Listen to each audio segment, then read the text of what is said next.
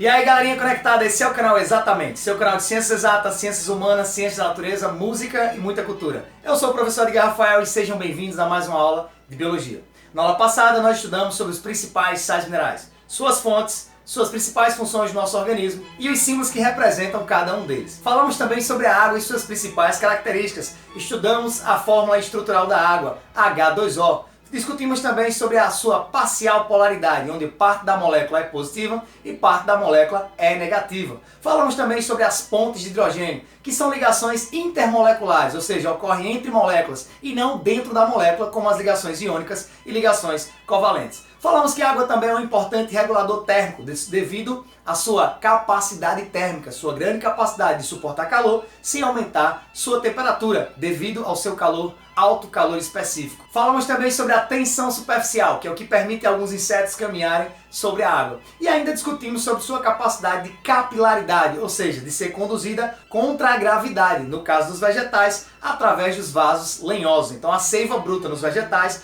é conduzida através dos vasos lenhosos contra a gravidade devido à capilaridade da água, a capacidade de ser conduzida contra a gravidade em vasos de pequeno calibre, em microvasos. Mais informações sobre sais minerais e água é só você visitar nossa aula 4 de Biologia. Na aula de hoje nós vamos falar sobre os carboidratos, também conhecidos como glicídios, açúcares ou hidratos de carbono. Sua principal função, a função energética, mas que também possui importante função estrutural no caso das células vegetais. Um açúcar, conhecido como celulose, desempenha uma função estrutural na parede celular dos vegetais. Outro exemplo de açúcar também que desempenha uma função estrutural é a quitina, que possui átomos de hidrogênio. A quitina está presente na parede celular dos fungos e também no exoesqueleto dos artrópodes, no caso das aranhas, insetos e alguns crustáceos. Sem contar também que os açúcares ainda estão presentes no nosso material genético, tanto no RNA como no DNA. Lá a gente tem no DNA a desoxirribose e no RNA a ribose, que são duas pentoses. Essa ribose também está presente no ATP. Quem lembra do ATP? Trifosfato de adenosina, a principal substância envolvida nos processos energéticos da célula. Então vamos conhecer um pouco mais sobre os carboidratos na aula de hoje. Vem comigo!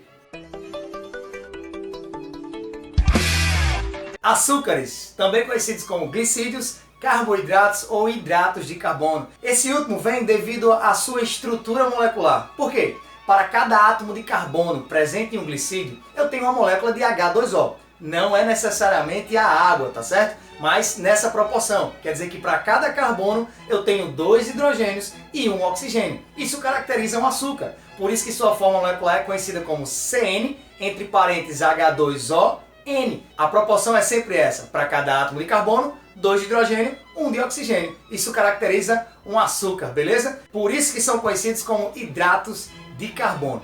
Outra dúvida também quando a gente fala em carboidratos é que o aluno vê açúcar e ele pensa logo em coisas doces. Não necessariamente, meu querido. Boa parte das coisas doces são sim açúcares e são sim carboidratos, mas nem todo carboidrato é doce. Por exemplo, o amido. O amido é um carboidrato produzido pelos vegetais, ou seja, é uma junção de vários açúcares, de muita glicose junta, formando uma molécula muito grande de amido para armazenar energia. No nosso caso, é uma fonte muito fácil de energia. Por exemplo, no milho, no trigo, nos grãos em geral, tem muita presença de amido. E o amido é muito fácil de ser digerido. Ele é digerido apenas com água. Então, uma reação de hidrólise bem simples pode digerir o amido, quebrando essa molécula de amido grandona em maltose. E aí, maltose já é um açúcar com uma molécula menor. A maltose são apenas 2 glicoses juntas, é um disacarídeo. Mas não se preocupe, nós veremos os carboidratos de acordo com sua complexidade. Falaremos dos monossacarídeos e disacarídeos, que são os carboidratos mais simples. E falaremos também dos carboidratos mais complexos, ou seja, de cadeias maiores, no caso do glicogênio, do amido, da celulose e da quitina. Mas é importante que fique claro para você, a principal função dos carboidratos é fonte energética. Então os carboidratos são fonte de energia ou uma forma de armazenar energia no nosso organismo. Por exemplo, os seres humanos armazenam glicogênio, que é também uma molécula muito grande, é um polissacarídeo. Assim como os vegetais armazenam amido, para na hora que precisam de energia, quebram o amido em moléculas menores, no caso em maltose e depois em glicose, para aproveitar essa energia, nós seres humanos armazenamos essa energia na forma de glicogênio. Mas lembre, os carboidratos também desempenham uma função estrutural. Professor, onde é que os carboidratos desempenham uma função estrutural? Na celulose, que também é um oligosacarídeo, uma molécula muito grande que desempenha uma função importante na parede celular dos vegetais. Outro carboidrato importante também, que desempenha uma função estrutural, é a quitina, que é diferenciada por possuir átomos de nitrogênio presentes nas suas moléculas. A quitina desempenha uma função estrutural na parede celular dos fungos. Então fica aí uma dica, ó. O que diferencia a parede celular dos vegetais da parede celular dos fungos é a presença de nitrogênio. E na parede celular dos vegetais está a celulose, na parede dos fungos está a quitina. Que também essa quitina está presente no exoesqueleto dos artrópodes, no caso dos insetos, aranhas e alguns crustáceos, como por exemplo o camarão. Além do mais, os glicídios também estão presentes no nosso material genético, tanto no DNA quanto no RNA. São duas pentoses, a ribose e a desoxirribose. No caso do DNA, ácido desoxirribonucleico, beleza? Material genético no DNA, existe uma pentose conhecida como desoxirribose. No RNA, ó, ácido ribonucleico. Então lá está presente um glicídio chamado de ribose. E essa mesma ribose também faz parte da estrutura na principal substância envolvida no processo energético da célula, que é ATP, trifosfato de adenosina. Falaremos em mais detalhes sobre essa molécula de ATP em outras aulas de respiração, fermentação e processos energéticos. Então vamos acompanhar agora no quadro um resuminho sobre os carboidratos. Vem comigo. Bom, então vejam bem aqui, ó. Carboidratos, conhecido como açúcares, glicídios e hidratos de carbono. A fórmula geral é sempre essa, CnH2ON. Por isso conhecido como hidratos de carbono, vê? Água. Então a proporção é sempre essa. Para cada átomo de carbono eu tenho 2 de hidrogênio e 1 de oxigênio. Fórmula fácil, né? Como por exemplo a glicose. C6H12O6. 6 átomos de carbono. 1, 2, 3, 4, 5, 6 átomos de carbono. Então eu já sei que vai ter o dobro de hidrogênio e a mesma quantidade de oxigênio. C6H12O6. Glicose. Podemos entender os carboidratos de acordo também com sua complexidade, em relação até o processo de digestão. Por exemplo, os menores, quanto menor a cadeia, mais fácil de digerir. Então eu tenho os monossacarídeos e os disacarídeos. Cadeias grandes são cadeias difíceis de ser digeridas, então é conhecido como polissacarídeos. Então se você pensar nos polissacarídeos, eles também são conhecidos como polímeros. Então polissacarídeos, vários monossacarídeos juntos, vários polímeros, ou seja, várias estruturas iguais, vários monossacarídeos. Professor, e o que é um monossacarídeo? Monossacarídeos são estruturas que variam de 3 a 7 carbono. Então é tranquilo de você definir. Eles são conhecidos, se tiver 3 é as trioses, se tiver 4 é as tetroses, se tiver 5 são as pentoses, se tiver 6 hexoses, se tiverem 7 carbonos são as heptoses. Lembra lá do campeão, bicampeão, tri, tetra, penta, hexa e hepta, beleza? É importante você entender a glicose porque ela está diretamente relacionada com a doença chamada de diabetes. Então o que é diabetes? É um alto índice de glicose no seu sangue, né? Glicemia elevada. O que é que acontece, meu querido? O problema aqui não é só a quantidade de glicose absorvida no seu sangue, mas a realidade é que o organismo não está tendo capacidade suficiente de retirar esse excesso de glicose do seu sangue. Qual é o hormônio responsável por retirar a glicose do sangue? É a insulina. Então, quando o seu organismo tem dificuldade ou tem déficit da produção de insulina, não consegue retirar o açúcar, a gente diz que você tem diabetes tipo 1, diabetes mellitus. Você está produzindo insulina, mas é insuficiente para retirar aquela quantidade de glicose. Logo você vai ter a diabetes. E a diabetes tipo 2, que você produz a insulina, mas aí tem a ver com a reação. Ou seja, seu organismo não está conseguindo aproveitar bem. Um tem com quantidade insuficiente e a outra diabetes tem a ver com a reação. Mas não se preocupe, teremos aulas só sobre diabetes, tá bom? Então no momento é só você entender isso. Pô, diabetes está relacionada com glicose e glicose é um monossacarídeo, ou seja, é uma molécula pequena e de fácil absorção. Outro monossacarídeo também simples aqui que você está vendo é a frutose. Então vamos conhecer outros aqui, ó. A galactose junto com a glicose forma a lactose. E aí você já ouviu falar em outra doença, que é a intolerância à lactose. O que é ter intolerância à lactose? É ter dificuldade de digerir, de quebrar essa molécula de lactose, que é um disacarídeo. Glicose mais galactose eu formo a lactose. Quem tem intolerância à lactose não consegue quebrar a lactose nesses dois aqui. Ou seja, não consegue quebrar um disacarídeo em 2 monossacarídeos de fácil absorção. E aí existem algumas bactérias do nosso organismo que vão se aproveitar dessa lactose e aí onde vai gerar diarreia, flatulências e aí dor abdominal, náuseas, vômito. Beleza? Que ocorre mais ou menos de meia hora a 120 minutos após a absorção de leite e seus derivados. Por que leite e seus derivados, professor? Porque é no leite e nos derivados do leite que tem a lactose, beleza? E aqui também as duas estruturas importantes aqui do DNA, que é a desoxirribose, que é uma pentose, tá certo? E a ribose que está presente no RNA, que também é uma pentose. Aproveitando aqui a pentose, eu quero aprofundar um pouco mais o seu conhecimento. Veja bem, os monossacarídeos também são divididos em aldoses e cetoses. Isso tem a ver com o grupo funcional, lá da química orgânica, que você que está estudando o terceiro ano aí em química orgânica vai ouvir bem falar nos aldeídos e nas cetonas. Você que está no primeiro ano ainda vai antecipar um pouquinho do conteúdo aí de química orgânica. Entraremos em detalhes nos assuntos de química orgânica, nas aulas de química orgânica, mas já quero antecipar. Você que está no terceiro ano vai entender bem o que eu vou falar aqui, ó. É o seguinte, isso aqui é uma cadeia cíclica, é uma cadeia fechada, mas também pode aparecer essa mesma estrutura aqui em uma cadeia aberta. Vou representar aqui essa ribose em uma cadeia aberta, né? Conhecida como D-ribose, mas aí é só um detalhe. Veja bem, cada pontinho desse aqui é um átomo de carbono, por isso que tem 5. Com mais um aqui, né? 1, 2, 3, 4, 5. Deixa eu desenhar os carbonos aqui. 1, 2, 3, 4, 5. Beleza, professor? Agora vamos distribuir o restante das estruturas aqui, ó. Veja bem, aqui nós temos 2 H e um OH. Então vai ficar assim, ó. H ligado a OH. Pô, professor, e aqui? Um carbono ligado a H e OH. Então, beleza. H e OH. Grupo hidroxila aqui. Mais uma vez aqui, outro H, OH. Grupo H, OH. E aí, no final, eu tenho um O. O que é que vai acontecer, professor? Aqui é o seguinte. Dupla OH. Ô, professor, como é que você sabe que aí no final vai ser dupla OH? É porque é o seguinte, lá na química orgânica do terceiro ano, você vai ver que o carbono é tetravalente, ele faz 4 ligações. Então, obrigatoriamente, o carbono tem que fazer 4 ligações. Detalhe, você já sabe que para cada carbono eu vou ter a mesma quantidade de oxigênios. Aí veja bem, 5 carbonos, cara, 5 oxigênios. 1, 2, 3, 4, 5. Beleza, professor, mas em relação a duplo, o senhor ainda não me explicou, certo? Se são 5 carbonos, 5 oxigênios, o dobro de hidrogênio, então tem que ter 10. Vamos lá. 1, 2, 3, 4, 5, 6, 7, 8, 9. Falta só 1. Então 10 está completo. E aí se eu jogasse aqui uma única ligação, aí o carbono ficava trivalente, mas ele tem que fazer 4. Então ficou dupla O, porque o oxigênio pode fazer 2 ligações. E aí você vai aprender isso nas aulas de química, né? A questão de ligação que cada átomo pode fazer, tá bom? Então não se preocupa não. No momento é isso. A cadeia era cíclica, ficou uma cadeia aberta nessa estrutura. E aí eu quero dar uma ênfase nesse grupo funcional aqui, ó. Se você olhar para esse grupo funcional aqui, é o quê? Um aldeído, cara.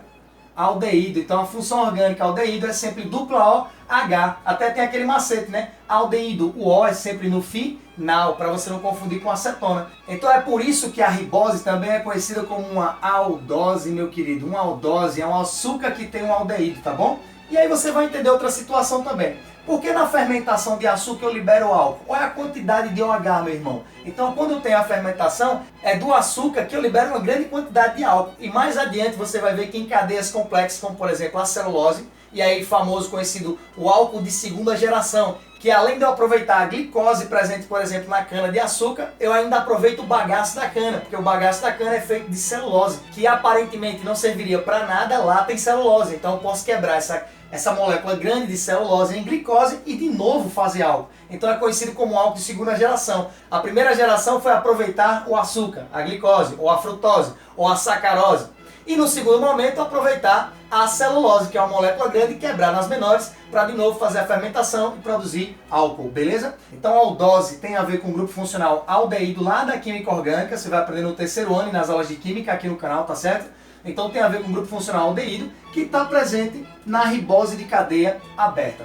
Quer ver outra ideia aqui? Ó? Vamos pegar a frutose, vamos fazer a cadeia aberta da frutose ali. Então eu tenho 1, 2, 3, 4, 5, 6. Ah, professor, é um hexose, tranquilo, coloca 6 carbonos aí. Agora vamos começar a distribuir daqui, tá bom? Ó, CH2OH, então já sei que aqui vai ter um H e aqui embaixo um H. Então bora distribuindo aqui, ó. Os Hs vão ficar em cima, os OHs vão ficar embaixo, H em cima, OH embaixo, H em cima, grupo hidroxila embaixo. Eu tenho de novo aqui no final, para fechar a cadeia, 2 Hs e um OH. Aí tem um detalhe. Se a gente for contar aqui no final, só está faltando encaixar o oxigênio, porque veja bem, 1, 2, 3, 4, 5, 6, beleza, tenho que ter 12 hidrogênios, 1, 2, 3, 4, 5, 6, 7, 8, 9, 10, 11, 12. Pô, professor, e agora para esse cara aqui? ele fez duas ligações e falta colocar um oxigênio. Pô, se falta colocar um oxigênio, eu vou colocar aqui dupla O, porque faltam duas ligações para o carbono e falta um oxigênio. E o oxigênio pode sim fazer duas ligações. Essa característica aqui, meu querido, é uma característica de uma cetona. Então aqui a gente tem o grupo cetona. Então logo eu posso dizer que a frutose de cadeia aberta é uma cetose. Tá entendendo? Ó, apareceu o grupo aldeído, então é uma aldose. Apareceu o grupo cetona, é conhecido como cetose. Então a gente tem várias cetoses e várias aldoses. Apareceu o grupo aldeído, aldose, apareceu o grupo cetona, cetose. O que é que muda aí? Tem até um macete da química orgânica, né? Aldeído, O no final, então a dupla O fica no final. Cetona, O no meio, dupla O está no meio da cadeia, beleza? Em relação à nomenclatura, estudaremos nas aulas de química orgânica lá do terceiro ano, então vá com calma. De momento, para monossacarídeo é isso. Agora nós iremos aumentar um pouco a complexidade desses monossacarídeos, tá bom? Ao invés de um monômero, ou seja, só uma cadeia de 3 a 7, a gente vai unir dois monômeros desses, tá bom? E aí a gente vai chamar, se são dois, agora vai chamar de disacarídeos. E vai focar na sacarose e na lactose. A lactose a gente já falou. É importante a lactose devido àquela doença, intolerância à lactose. O que é intolerância à lactose? A dificuldade de quebrar essa molécula, esse disacarídeo, em dois outros monossacarídeos, que nada mais é do que a junção de uma glicose com uma galactose. Então vamos acompanhar aqui no quadro agora um resumo sobre os disacarídeos. Tá aqui, ó, os disacarídeos. O que é disacarídeos? Divide em dois. Então, disacarídeos é a junção de dois monossacarídeos. Quando eu junto a glicose com a frutose, eu tenho a sacarose, que é o açúcar da cana-de-açúcar. E aqui tenho a glicose mais a galactose, formando a lactose, que a gente já discutiu a questão da intolerância à lactose, que é o açúcar do leite. E para ficar bem claro para você, nem todo açúcar é doce. Também são considerados glicídios ou carboidratos simples, tá certo? Agora nós vamos avançar um pouquinho no grau de complexidade. Então, tratando agora de carboidratos mais complexos, são os polissacarídeos, ou também conhecido como polímeros, tá bom? O que é importante agora? A alfa-glicose e a beta-glicose. Aí você vai dizer, eita professor, aí vai me complicar. Não, calma aí, é fácil você entender. Ó, quando esse grupo hidroxila está em lados opostos em relação a essa estrutura aqui, ó, CH2O, então se está em lados opostos dessa estrutura, é a alfa-glicose. Se está do mesmo lado da estrutura, então aqui é a beta-glicose. Professor, alfa-glicose e beta-glicose. Tá bom, entendi. Quando está CH2O ali do lado oposto do grupo hidroxila, alfa-glicose. Quando o CH2OH está do mesmo lado do grupo hidroxila, é o beta-glicose. Qual a importância dessa alfa-glicose e da beta-glicose? É que ela só vai formar cadeias e estruturas de carboidratos para armazenamento de energia. Várias alfa-glicoses juntas vão formar uma cadeia de carboidratos de armazenamento. Então só é o amido ou o glicogênio. O amido para as plantas e o glicogênio, no caso, para os seres humanos. Então quando a gente faz uma refeição rica em carboidrato, então as células do nosso fígado vai retirar esse excesso de glicose aí, tá certo? E vai armazenar, juntar essa alfa-glicose em glicogênio. Para quê? Reserva energética. Então falou em reserva energética, falou em armazenamento energético, eu estou falando de alfa-glicose. Do mesmo jeito que a gente faz isso com a glicose, formando moléculas de glicogênio, os vegetais fazem com a mesma glicose, só que eles armazenam na forma de amido. Então, armazenou na forma de amido, armazenou na forma de glicogênio, no caso dos animais, eu estou falando de alfa-glicose. Agora falar em beta-glicose. Beta-glicose, função estrutural, eu estou falando de parede celular. Aqui, beta-glicose junto forma celulose, parede celular dos vegetais. Beta-glicose junto forma quitina, exoesqueleto dos artrópodes, no caso insetos, aranhas e alguns crustáceos, ou também a parede celular dos fungos. Então, alfa-glicose, armazenamento energético, no caso glicogênio e amido. Beta-glicose, função estrutural, parede celular dos vegetais, no caso a celulose. Parede celular dos fungos, no caso a quitina. Então pega esse resumo aqui no quadro, veja bem. Alfa-glicose está relacionada com reserva de energia. No caso dos vegetais, o amido. No caso dos animais, o glicogênio. Professor, como é que eu identifico a alfa-glicose? É esse grupo carbonilo aqui, CH2OH, de lado oposto dessa hidroxila. Lado oposto da hidroxila, alfa-glicose. Lembra do alfa aí que é cruzado, então lado oposto. Já o beta-glicose, mesmo lado, essa carbonila, esse grupo carbonilo do mesmo lado da hidroxila, mesmo lado, beta-glicose. O que é que tem a ver, professor? Função estrutural, celulose, no caso, na parede celular dos vegetais.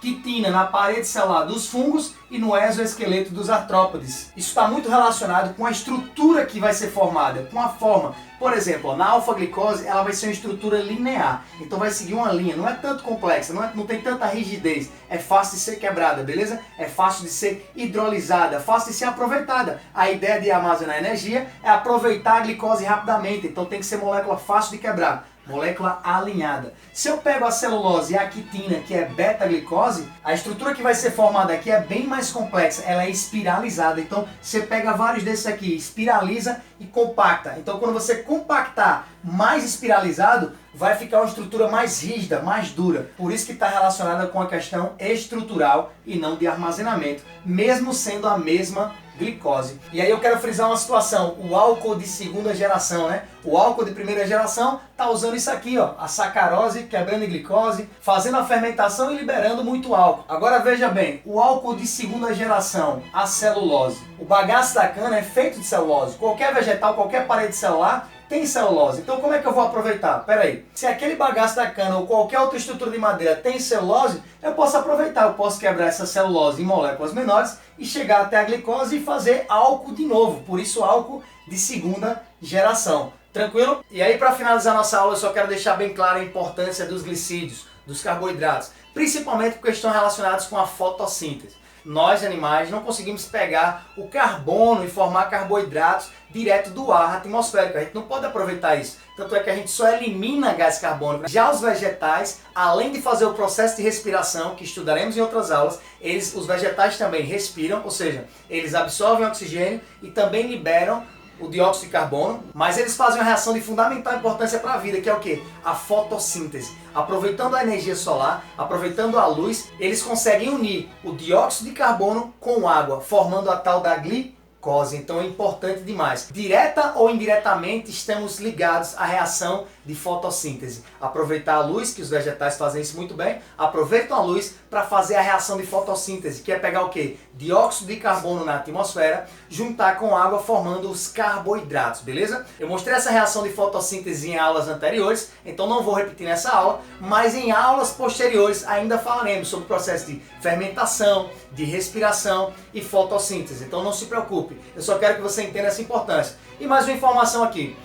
Não pense que o pulmão do mundo são as florestas. Se a gente pudesse classificar algo como sendo o pulmão do mundo, esse pulmão seria o oceano, porque lá nós temos plânctons e fitoplânctons que realizam fotossíntese, mas não fazem a respiração. Eles produzem oxigênio, mas não usam o mesmo oxigênio na respiração. Ô professor, e qual a importância das florestas então? Regulador térmico. Então ela pode modificar o clima de uma região, ela pode até amenizar e controlar a temperatura. Nossa aula de biologia fica por aqui, esse é o canal Exatamente. Eu sou o professor Edgar Rafael. Fiquem com Deus e lembre-se, quando a gente se vê, a gente se encontra. Até a próxima aula.